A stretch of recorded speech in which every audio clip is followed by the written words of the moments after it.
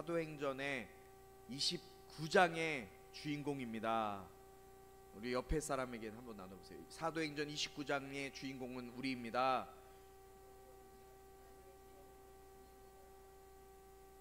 여러분, 사도행전 오늘 마지막 시간입니다. 사도행전 그동안 열심히 1년 11개월 동안 우리가 사도행전 말씀을 들고 달려왔어요. 수고했다고 우리 여러분들 스스로에게 박수. 여러분, 사도행전 1장부터 28장까지 여러분들이 오늘까지 말씀 보면 다 들은 거예요. 사도행전 말씀을. 교회가 어떻게 세워졌는지, 예수님이 승천하신 이후에 이 땅에 어떤 일이 일어났는지 여러분들 말씀을 통해 다 봤어요.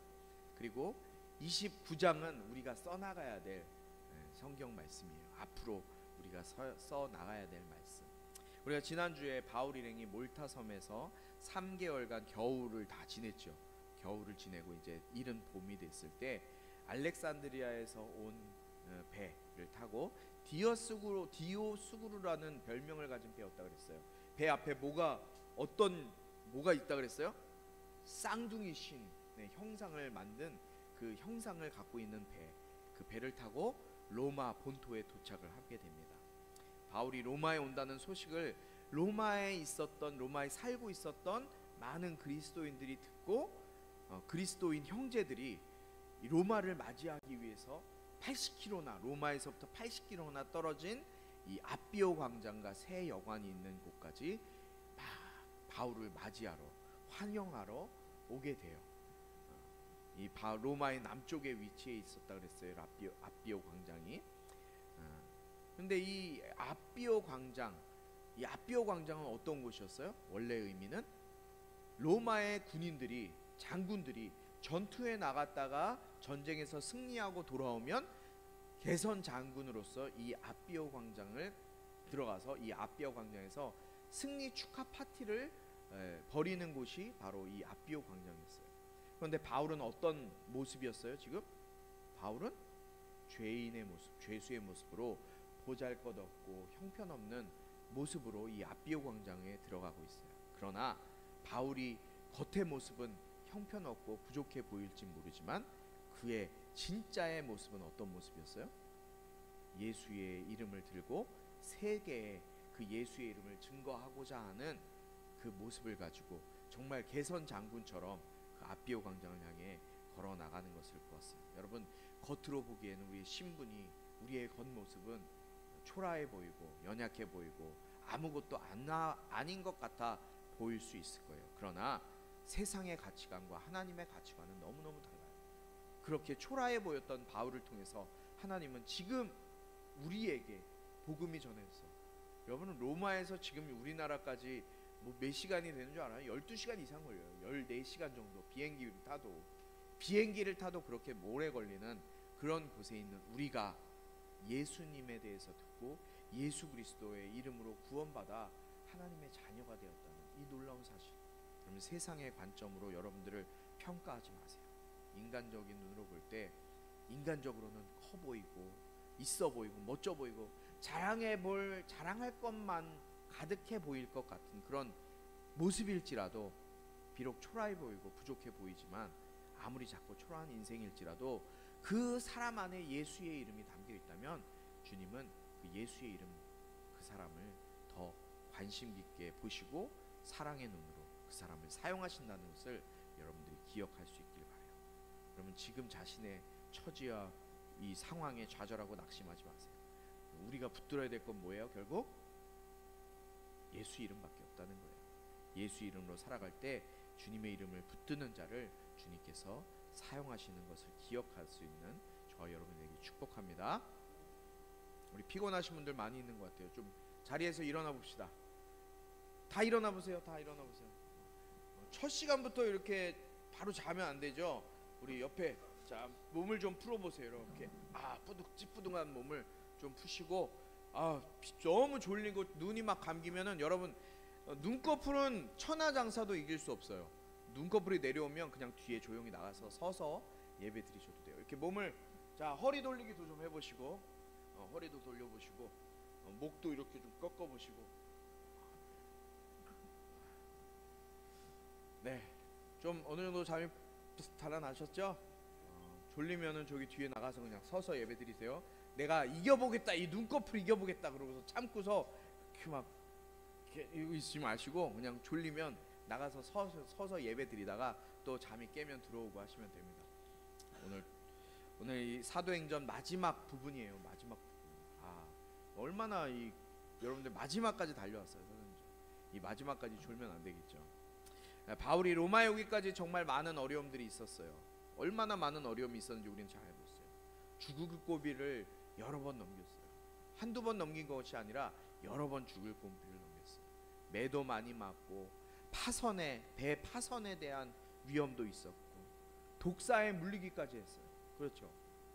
그러나 지금 바울이 있는 곳은 어디예요? 바울이 서 있는 곳은 바울은 로마에 서 있어요. 죽을 고비를 넘겼지만 바울은 지금 로마에 서 있어요. 비록 바울의 신분이 죄수였지만 죄수의 신분이었지만 바울은 로마에 서 있는 것을 보게 돼요. 우리 지난주에 16절, 지난주는 우리가 야유회에 와서 지지난주죠. 사도행전 28장 16절에서 로마 군인 한 사람과 함께 지내게 되어 있었어요. 그런데 군인과 함께 한 사람과 자기 집에서 머물러 있다는 것은 어떤 얘기냐면 그냥 편하게 살았던 것이 아니라 한 손에는 바울이 지금 어떤 신분이라고요? 죄인 신분이에요.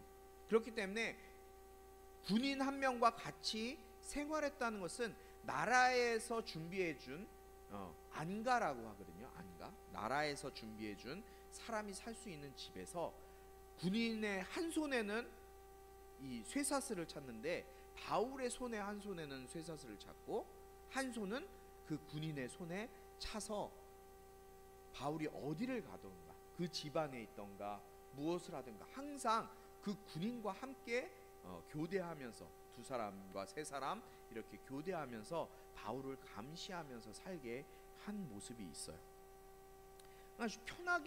아주 편한 것은 아니에요. 죄수의 신분이었기 때문에 한 손에는 바울에게 한 손에는 군인에게 이 수갑이 차서 가택연금 상태로 이제 머물게 돼요. 이러한 불편한 모습 가운데서 누가가 기록한 이 사도행전 28장은 바울의 모습이 어떠했는지 우리가 그 바울의 마지막 모습을 한번 살펴보려고 합니다. 먼저 17절부터 19절까지의 세 계절의 말씀인데요. 함께 한 목소리로 읽도록 하겠습니다. 이 말씀은 살아계신 하나님 말씀입니다. 17절, 18절, 19절 한 목소리 읽습니다. 시작. 3일이 지난 뒤 바울은 유대 사람 지도자들을 불렀습니다.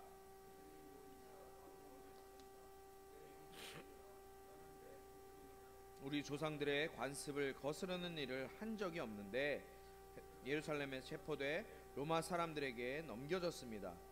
그들은 나를 신문했으나 사형받을 만한 죄가 없으므로 그냥 풀어주려고 했습니다. 그러나 유대 사람들의 반대로 나는 어쩔 수 없이 가이사께 상소하게 된 것입니다. 이것은 내 유대 동족을 고소할 생각으로 한 것이 아닙니다. 아멘.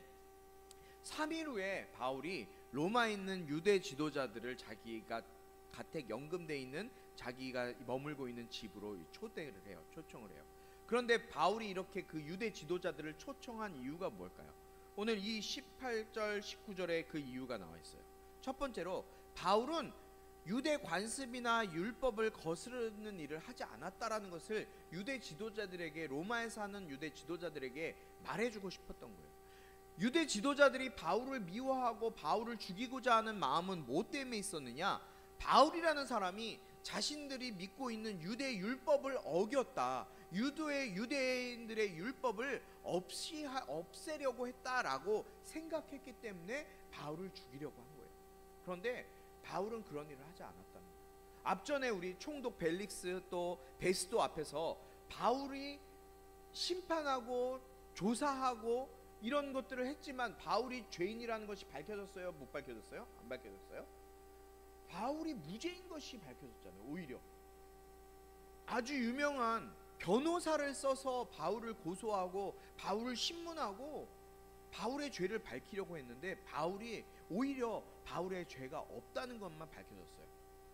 그런데 바울을 쉽게 풀어줄 수가 없었어요. 왜냐하면 유대인들이, 과격한 유대인들이 폭동을 일으켜서 이 로마가 지배하고 있는 이 땅에 어떠한 문제가 일어나게 될까봐 걱정이 되었기 때문에 석방하지 않고 그냥 어쩔 수 없이 가이사에게 바울이 상소를 하게 되었다라고 지금 자신이 지금 이렇게까지 여기까지 오게 된 이유를 바울이 유대 지도자들에게 설명해 주고 있는 거예요. 바울은 지금 자기의 동족이었던 유대인들을 고소할 생각이 있는 것이 없는 거예요. 자기 동족인 유대인들을 고소할 생각이 없어요, 전혀. 그러니까 요 동족들 자기와 같은 유대인들에게 나쁜 감정을 가지고 있지 않다는 것을 고백하는 거예요. 조금도 유대인들, 내 종족인 유대인들을 내가 미워하거나 싫어하고 있지 않다, 미워하지 않는다라고 강조해서 고백하는 게 바로 이 앞부분 말씀입니다. 1절부터 19절까지 바울이 나는 내 동족을 절대 미워하지 않습니다. 대신에 다만 계속해서 나를 고소하고 문제를 일으키기 때문에 내가 죄가 없다는 것을 확실하게 하기 위해서 내가 이 로마의 카이사르 황제, 로마의 황제에게 상소한 것뿐입니다 라고 이야기를 하는 거예요. 20절 말씀 함께 있습니다. 20절 시작. 내가 이 쇠사슬에 묶여있는 것은 이스라엘의 소망 때문입니다. 아멘. 바울이 지금 쇠사슬에 묶여있어요. 그렇죠? 20절에 보니까 내가 이 쇠사슬에 묶여있는 것은 뭐예요? 이스라엘의 소망 때문입니다. 바울이 이 쇠사슬에 묶여있는 이유가 뭐라고요? 이스라엘의 소망 때문에 바울이 쇠사슬에 묶여있다는 거예요. 그럼 이스라엘의 소망이 그럼 무엇일까요? 이스라엘의 소망, 이스라엘 모든 백성들이 가지고 있던 소망, 기다리고 있던 것 맞아요. 이스라엘 모든 백성들은요 메시아를 기다리고 있었어요. 메시아를 다른 말로 하면 뭐예요? 구원자를 기다리고 있었어요. 여러분들은 누구를 기다리고 있나요? 우리는 주로 뭐를 기다려요? 택배 아저씨 기다리죠. 쿠팡 택배 아저씨를 기다려요. 주로. 그런데 이스라엘 사람들은요 택배 아저씨를 기다린 게 아니라요 메시아, 나를 구원해줄 구원자를 기다리고 있었어요. 모든 이스라엘 백성들이요 구약에 예언되어져 있던 예언자와 선지자들의 글을 통해서 하나님께서 약속하신 그 약속된 메시아, 소망하고 있는 그 메시아를 기다리고 있었던 거예요. 그러니까 이스라엘의 소망은 누구예요? 결국 메시아라는 거예요. 메시아에 대한 소망, 기다림을 가지고 있었는데 그 메시아, 우리가 알고 있는 그 메시아가 누구예요? 예수 그리스도예요. 예수 그리스도. 여러분, 하나님께서 보내주시겠다고 약속하신 구원자, 메시아, 그가 누구라고요? 예수 그리스도예요. 여러분, 하나님이 구원하신다라는 히브리어 뜻이 뭔지 알아요? 이름의 뜻. 그 이름이 무슨 이름인 줄 알아요? 제가 여러분 이걸 놀라운 걸 알려드려요. 하나님이 구원하신다라는 뜻을 가진 이름이 예슈아예요. 히브리어로 예슈아, 예수님이에요. 예수 그리스도. 그 이름의 뜻 그대로 하나님이 구원하신다. 누구를 통해서? 예수를 통해서. 바울은 자신이 지금 상황에 처해, 어떤 상황에 처해 있는지, 바울은 지금 내가 처해 있는 상황이 중요하지 않았어요. 감옥에 있는지 아니면 편한 궁정에 사는지 좋은 환경에 놓여 있는지 바울은 그것이 중요하지 않았어요. 바울의 관심사는 전혀 그게 아니었어요. 자신이 쇠사슬에 묶여 있든 자유의 몸으로 놓여 있든 바울이 늘 증거하고 늘 어떤 상황에서도 전했던 것은 뭐예요? 예수 그리스도. 바울이 전하는 것, 그냥 예수 그리스도 전하는 것에만 관심이 있었지 자신의 상황, 자신의 환경, 자신의 처지에는 전혀 관심이 없었어요. 여러분들은 어떤 것에 관심이 없어요? 여러분들의 관심 있는 건 뭐예요? 내 상황 아니에요? 제가 사실 이 말씀을 보면서 제가 얼마나 후회하고 또 회개했는지 몰라요.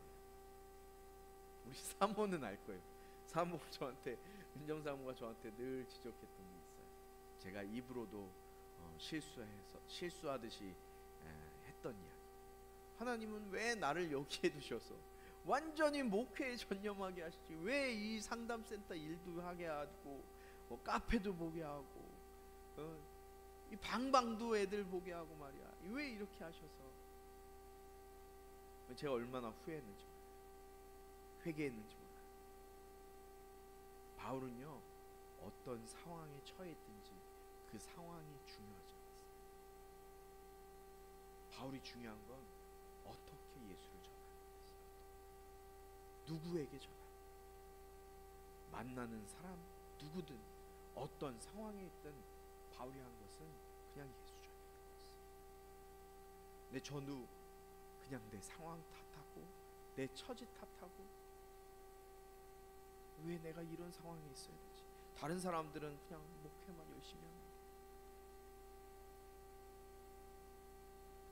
사랑하는 우리 성도 여러분, 바울은 쇠사슬에 묶여있을 때도 누구에게 묶임받았어요? 예수 그리스도께 묶임받았어요. 겉으로 보기에는 쇠사슬에 묶여있었지만 바울은 예수 그리스도께 묶임받은 사람이었던 거예요. 여러분, 저와 여러분이 묶여있는 건 무엇입니까? 저와 여러분이 묶여있는 것이 뭐예요? 여러분을 묶고 있는 것은 뭐예요? 여러분을 말씀, 예수 전하지 못하게 하고, 여러분들을 말씀 보지 못하게 하고, 교회 나오지 못하게 하는 여러분들을 묶고 있는 것은 무엇입니까?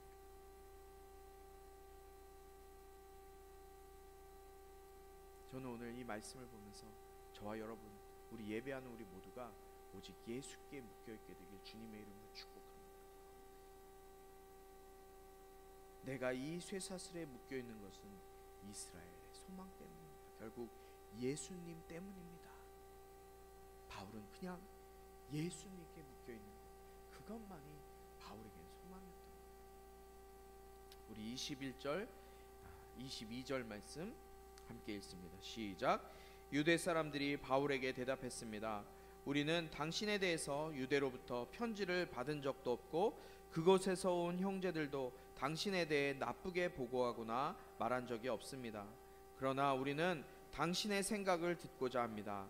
이 종파에 대해서는 어디서든 반대가 있음을 알기 때문입니다. 아멘. 유대인 지도자들은 공식적인 문서나 공식적인 사람을 통해서 바울에 대한 이야기를 들어본 적이 없었대요. 바울에 대해서 아는 게 없다는 거예요. 이들에게 바울은 어쩌면 베일에 가려져 있는 인물이었다는 거예요. 그런데 이들이 알고 있는 것은 기독교가 어디서든 반대를 받고 있다는 그 사실만 알고 있는 거예요. 기독교라는 것이 어느 지역에 가면, 어느 지역에 가든 항상 반대에 부딪힌다는 사실만 알고 있었던 거예요. 그리고 지금 이들이 이해하는 기독교는 뭐냐면, 이들이 이야기하는 종파라는 이야기는 유대의 종파 중에 많은 종파들이 있거든요. 여러분들, 제가 말씀드린 것처럼 바리새파도 있고요, 사두개파도 있고요, 열심당도 있고요, 이런 여러 가지 종파가 있는데, 그 종파 중에 바울이 믿는 종파가, 기독교가 하나의 종파라고 생각하고 있다는 거예요.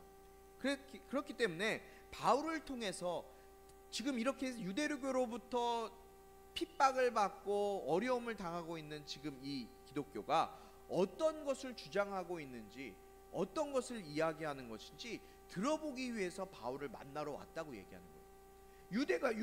여러분들 생각해 보세요. 유대교 지도자들이 뭐 때문에 죄수인 바울을 만나러 와요? 여러분들 교회 열심히 잘 다니고 있는데, 여러분들이 감옥에 있는 사람 가서 누구 만나 그러면 만날 거예요? 만나러 와주세요 그러면 가서 만날 거냐고요? 아무 관계 없고 아무 힘도 없는 사람인데 만나지 않잖아요. 감옥에 갈 일이 없단 말이죠. 그런데 이 유대 지도자들은 권력이 있고 힘이 있는 사람들이었어요. 물질도 있는 사람들이었어요. 그런 사람들이 지금 가택연금 중에 있는 바울을 찾아가서 이야기를 나누고자 한 이유가 특별한 것이 아니라 당신이 이야기하는 그것이 무엇인지 내가 한번 듣고자 지금 온 것입니다 라고 얘기를 하는 거예요. 여기까지 이해가 되세요? 이해가 되세요? 23절부터 29절까지인데요. 제가 먼저 읽고 여러분들이 앉아 읽고 교독하도록 하겠습니다. 그들이 바울을 만날 날짜를 정하고 많은 사람들이 그의 숙소를 찾아왔습니다. 그는 아침부터 저녁까지 그들에게 하나님 나라에 대해 증언했고 모세의 율법과 예언서들로부터 예수에 관해 설득시키려고 했습니다.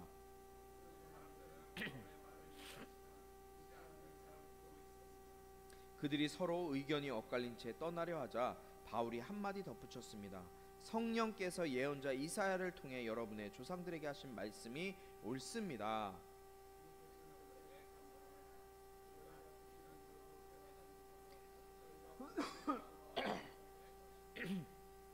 이 백성들의 마음이 무뎌지고 귀는 듣지 못하고 눈은 감겨 있다. 이는 그들이 눈으로 보고 귀로 들으며 마음으로 깨닫고 내게 돌아와 고침을 받지 못하게 하려 합니다.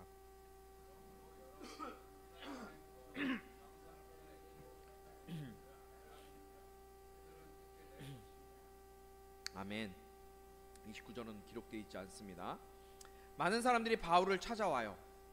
유대인 지도자들이 왔다가 돌아간 이후에 많은 사람들이 바울을 찾아와요. 그런데 바울이 아침부터 저녁까지 이 수많은 사람들, 바울을 찾아온 이 수많은 사람들에게 두 가지만 전했다고 기록하고 있어요. 말씀해 보니까 뭘 전했어요? 23절에 보니까 하나님 나라와 두 번째는 뭐예요? 모세와 율법, 예언서들에서 예언한 예수 그리스도, 메시아이신 예수 그리스도만 전했어요. 첫 번째는 뭐예요? 하나님 나라, 두 번째는 예수 그리스도. 여러분, 침례 요한, 예수님, 그리고 많은 사도들이 예수님과 함께 살던 그 신약 초대 시대 때, 신약 시대에 무엇을 전한 줄 아세요? 무엇을 가장 많이 전했을까요? 예수님이 가장 많이 전하고 말씀하신 것이 무엇일까요? 구원을 전했을까요? 너네 나 믿어야 구원받아. 예수님이 그 말씀 제일 많이 하셨을까요? 하나님 나라요. 하나님 나라. 침례 요한, 예수님, 사도들이 전하려고 했던 것은 하나님 나라예요. 하나님 나라. 마태복음 3장 2절에 보니까 침례 요한이 뭐라고 합니까? 회개하라, 천국이 가까이 왔느니라. 회개하라, 천국, 하나님 나라가 가까이 왔다. 천국을 전한 거예요. 하나님 나라. 예수님은 너무 많은 말씀, 마가복음 말씀 전부 다 빨간 글씨 된 거 보면 다 하나님 나라에 대한 말씀이에요. 누가복음도 마찬가지예요. 여러분들 한번 성경을 보세요. 성경 안 보죠, 여러분들? 성경 한번 보세요. 다 빨간 글씨로 된 거, 성경에 검은 글씨와 빨간 글씨가 있습니다. 성경을 딱 보면 검은 글씨와 빨간 글씨가 있어요. 사도행전은 거의 다 검은 글씨예요. 왜냐하면 예수님의 말씀이었기 때문에. 그러나 복음서, 사복음서를 보면 빨간 글씨가 많아요. 그 빨간 글씨는 예수님이 직접 하신 말씀이에요. 그 예수님이 하신 말씀을 보면 대표적인 마가복음 1장 15절, 이르시되 때가 찼고 하나님의 나라가 가까이 왔으니 회개하고 복음을 믿으라 하시더라. 할렐루야. 예수님이 하신 말씀이에요. 이거 한 번만 했느냐? 아니요, 마가복음 계속해요. 계속 하나님의 나라에 대해서. 여러분, 빌립 집사는 사도행전에서 성령 받고 나서 어떤 일을 했는지 아세요? 빌립 집사가 사도행전 8장 12절에 보니까 하나님 나라와 및 예수 그리스도의 이름에 관하여 전도함을 그들이 믿고 남녀가 다 침례를 받습니다. 할렐루야. 빌립 집사도요, 집사님이에요. 집사도요, 나가서 뭐 했는지 알아요? 하나님 나라와 예수 그리스도를 전했어요. 사랑하는 우리 성도 여러분, 주님이 이 땅에 오셔서 하신 말씀의 대부분은 구원에 대한 말씀이 아니라, 너 어떻게 해야 구원받아, 그 구원에 대한 말씀이 아니라 하나님 나라에 대한 말입니다. 주님의 사역의 모든 초점이요, 마가복음을 보세요. 우리 마가복음 개척한 해 봤잖아요. 마가복음의 모든 말씀을 보면요, 하나님의 예수 그리스도의 초점은요, 관심은요, 중심은요, 하나님 나라에 있었어요.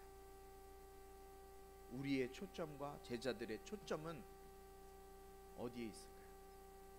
초창기 성령 받기 전 제자들의 모습, 또 우리의 모습은 어디에 초점이 있을까요?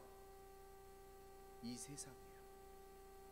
제자들도요, 사도행전 1장에 예수님이 승천하셔서 하늘나라 가시기 전에 바로 예수님 부활하셨어요. 다시 태어나셔서 살아나셔서 제자들과 40일 동안 이 땅에 계시면서 예수님이 이제 하늘나라로 올라가시기 바로 직전에 제자들이 예수님께 물어요. 예수님, 지금 막 이런 일들이 일어나는데 주님의 나라를 회복할 때가 이때입니까? 이 땅을 회복할 때, 이스라엘을 회복할 때가 이때입니까? 라고 제자들이 예수님께 물어요. 이 땅을 회복할 때가 언제예요? 우리 이스라엘을 로마의 압제로부터 해방시켜 줄 때가 이때입니까? 라고 물어봐요. 성령 받기 전까지도 제자들의 관심은요, 내가 살아가는 이 땅, 이 세상, 여러분이 몸담고 살아가는 이 세상이 모든 것에 관심이었어요. 집중이었어요. 여러분의 관심은 어디예요? 우리도 이 땅에 관심 갖고 있잖아요. 이 세상에. 지금 오늘 지금 이 시간에 광화문에 뭐 200만 명 모아서 예배 드리고 뭐 한다. 너무 귀한 일이에요. 뭐 200만 명이 다 될지 안 될지 모르겠지만 어쨌든 모여서 함께 예배하는 것은 참 귀한 일이에요. 그런데 저는 한편으로는 그런 생각 들어요. 그 사역도 중요하지만 여러분, 우리가 관심 갖고 우리가 진짜 외쳐야 될 게 뭘까요? 이 대한민국 땅에 돌아가는 정치계일까요? 하나님은 관심 없을 것 같아요. 이 땅의 정치가 하나님의 뭔 관심이 있어요? 예수님의 관심이 이 땅의 정치, 뭐 대통령을 지키자? 100만, 200만 그리스도인들이 그렇게 하면 대통령이 지켜져요? 예수님의 관심은 거기 있지 않아요. 하나님 나라에 있는 거예요.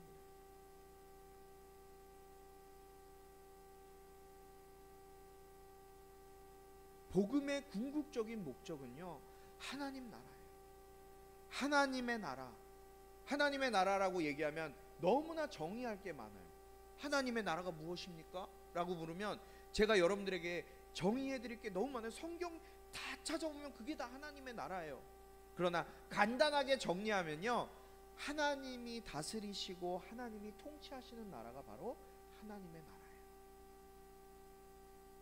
그 하나님의 나라는요, 예수 그리스도를 통해서 경험되어지고 예수 그리스도의 죽으심과 부활을 통해서 확증되어지고 예수님의 다시 오심을 통해서 완성되어지는 나라가 바로 하나님 나라예요.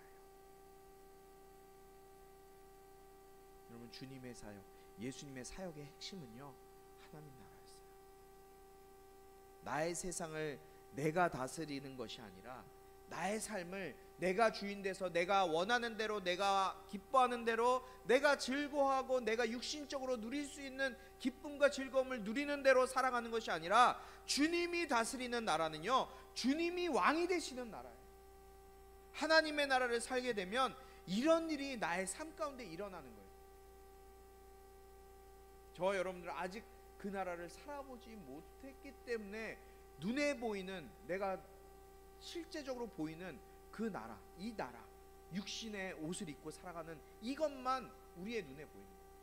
그래서 이 땅에 살 동안 돈 많이 벌고 좋은 집 살고 좋은 차 타고 다니고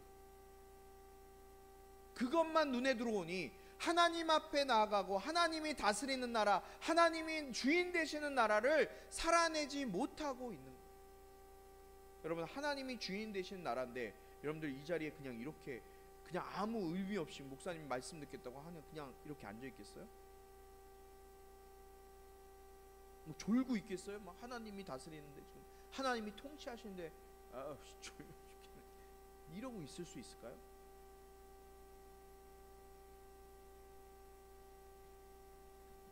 바울의 전함도 하나님의 나라와 그 하나님의 나라의 약속의 성취, 완성이신 예수 그리스도를 전하는 것, 그거 두 곳밖에 없었다는 거예요. 그러나 24절처럼 이렇게 바울이 하나님 나라와 예수 그리스도에 대해서 증거해도 24절에 나오는 것처럼 믿는 사람도 있고 믿지 않는 사람도 있더라. 그것이 이사야 선지자의 말을 통해서 오늘 이 사도행전 마지막 부분에 인용되어지고 있는 거예요. 이 백성들에게 가서 말하라. 이사야 말씀입니다. 16절 말씀에 너희가 듣기는 들어도 깨닫지 못하고 너희가 보기는 보아도 알지 못할 것이다. 이 백성들의 마음이 무뎌지고 귀는 듣지 못하고 눈은 감겨 있다. 이는 그들이 눈으로 보고 귀로 들으며 마음으로 깨닫고 내게 돌아와 고침을 받지 못하게 하려는 것이다. 마가복음 16장 16절에 뭐라고 말씀하고 있는지 알아요? 누구든지 믿고 침례받은 사람은 구원받을 것이요 누구든지 믿지 않는 사람은 심판을 받을 것이다. 여러분, 믿고 침례받은 사람은 구원받아요. 하나님의 나라, 예수 그리스도를 통해서 완성되는 그 하나님의 나라, 예수 그리스도가 네 안에 있으면 하나님 나라, 예수님이 다시 오실 때 너는 그 하늘나라에, 하나님 나라에 들어가게 될 거야. 인정받고 구원받는 거예요. 그러나 믿지 않는 사람은 심판을 받는 거예요. 그래서 구원이 이방 사람들에게로 갔다고 오늘 바울이 우리에게 말씀하고 있어요. 왜냐하면 28절에 여러분들은 하나님의 구원이 이방 사람들에게로 갔다는 것을 알아야 그들은 듣게 될 것입니다. 오늘 기록하고 있잖아요. 28절에 왜냐? 유대인들이 그 하나님 나라와 예수님을 마음속에 받아들이지 않았기 때문에. 여러분, 이 시간도 마찬가지예요. 이 시간도 하나님의 나라, 예수 그리스도가 당신을 하나님께로 인도할 것입니다. 그러니 예수 그리스도를 믿으십시오. 예수로 사십시오. 하나님이 다스리는 나라, 하나님이 통치하시도록 여러분들의 삶을 주님께 맡기십시오라고 말할 때 할 수 있는 사람, 아니 거부하는 사람, 두 개로 나눠지는 거예요. 사도행전 9장 15절 가거라. 이 사람은 이방 사람들과 왕들과 이스라엘 사람들 앞에서 내 이름을 전하도록 선택한 내 도구다. 이게 뭐예요? 바울의 사명이에요. 부르심. 하나님께서 바울을 부르실 때, 사울을 부르실 때 이 사명을 주신 거예요. 사도행전 9장 15절 가거라. 이 사람 바울은 이방 사람들과 왕들과 이스라엘 사람들 앞에서 내 이름을 전하도록 선택한 내 도구다. 이게 바로 말씀의 성취라는 거예요. 무슨 성취요? 하나님께서 바울을 통해 지금 26절, 27절, 28절 쭉 기록돼서 나오는 바울을 통해서 이방인에게 복음이 증거되게 하는 핵심이 바로 여기에서 성취되고 있는 거예요. 그래서 지금 여러분, 저와 여러분이 예수로 복음 지금 믿고 듣고 믿고 주님 앞에 나와 예배할 수 있다는 거예요. 30절 31절 마지막 말씀 읽고 마치도록 하겠습니다. 함께 읽습니다. 시작. 바울은 만 2년 동안 자기 셋집에 머물면서 자신에게 찾아오는 모든 사람을 맞아들여 어떠한 방해도 받지 않고 담대하게 하나님 나라를 선포하고 주 예수 그리스도에 관한 것을 가르쳤습니다. 아멘. 여러분, 좀 밍밍하지 않아요? 이 사도행전 이 마지막인데 뭔가 좀 웅장하게 더 있어야 될 것 같지 않아요? 근데 그냥 너무 그냥 이렇게 끝나요. 하나님의 나라를 전파하며 주 예수 그리스도에 관한 모든 것을 담대하게 거침없이 가르치더라. 바울이 마지막까지 이런 일을 해서 바울이 어떻게 됐더라, 이런 이야기가 나와야 되는데 바울의 마지막은 기록되어 있지 않아요. 전승에 의하면 바울이 로마에서 복음을 다 전하고 참수형을 당했다는 전승은 있어요. 그러나 바울이 어떻게 죽었고 어떤 사역을 어떻게 했다더라 라는 말은 나오지 않아요.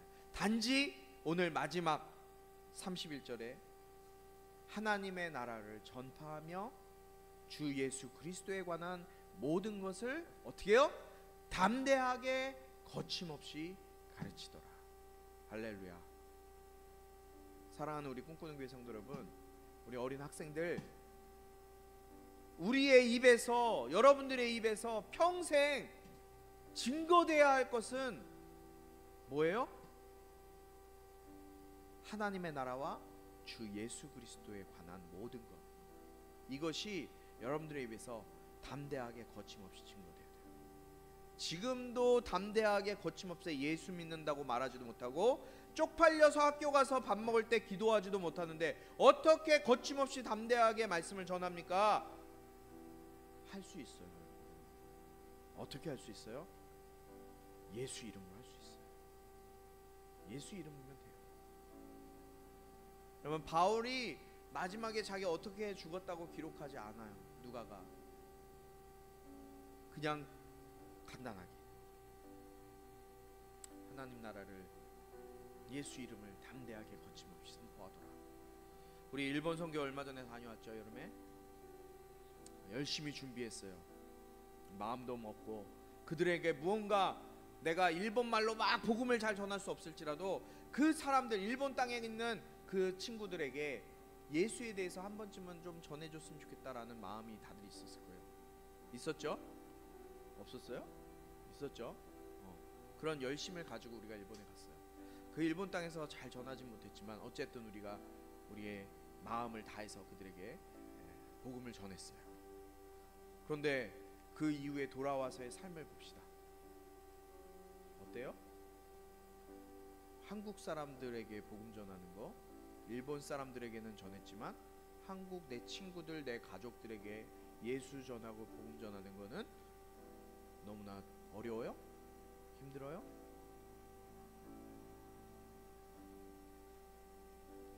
왜 그 마음을 가지고 살지 못할까요? 왜 그 마음이 없을까요? 우리는?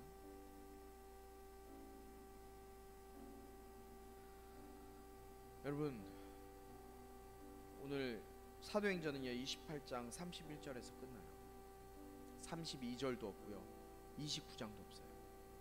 왜 누가는 이렇게 애매하게 마무리를, 우리에게 사도행전 마무리를 이렇게 줄까요?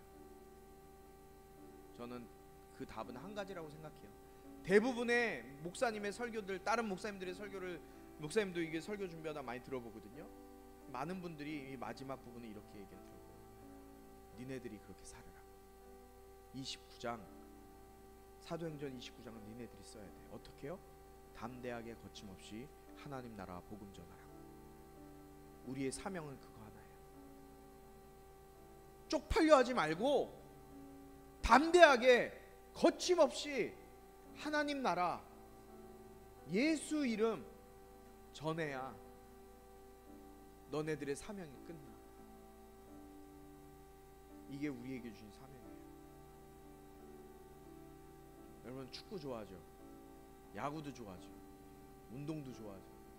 노래하는 것도 좋아하고 가수들 좋아하고 다 좋아요.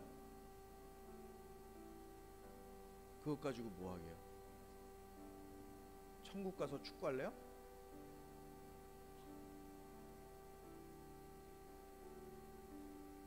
여러분, 오늘 예배하는 우리 한 사람 와서 오늘 사도행전 28장 마무리하는 오늘 여러분의 마음 가운데 이런 다짐이 좀 있었으면 좋겠어요. 주님, 내 힘으로 할 수 없지만 예수님 지금 나를 찾아와 주세요. 예수님으로 내가 담대하게 거침없이 하나님 나라와 예수를 전할 수 있게 해주세요. 그게 나의, 하나님이 나를 부르신 사명인 것 같아요. 내 힘으로 할 수 없지만 예수님 나를 붙잡아 주세요. 이 시간 같이 좀 기도하겠습니다. 주님, 이 시간 성령님으로 나를 붙들어 주셔서 예수로 옷 입게 하시고 예수로 살게 하여 주시옵소서. 하나님 나라 바라보고 하나님 나라의 꿈을 꾸고 내 삶이 정말 세상에 묶여진 삶이 아니라 하나님 나라, 그 하나님 나라를 소망하며 살아갈 수 있는 내가 될 수 있도록 인도하여 주시옵소서. 하나님 아버지의 극진하신 사랑과 성령의 감화 감독 치유 회복 세워주시며 은혜가 이 시간 하나님 나라와 예수 그리스도를 증거하며 그 사명을 우리에게 허락하신 그 예수 그리스도의 뜻에 따라 담대하고 거침없이 하나님 나라 선포하고 예수 이름 증거하기로 다짐하는 우리 모든 성도들 가운데, 온라인으로 예배하는 자들 가운데 지금부터 영원토록 함께하기를 축원하옵나이다. 아멘.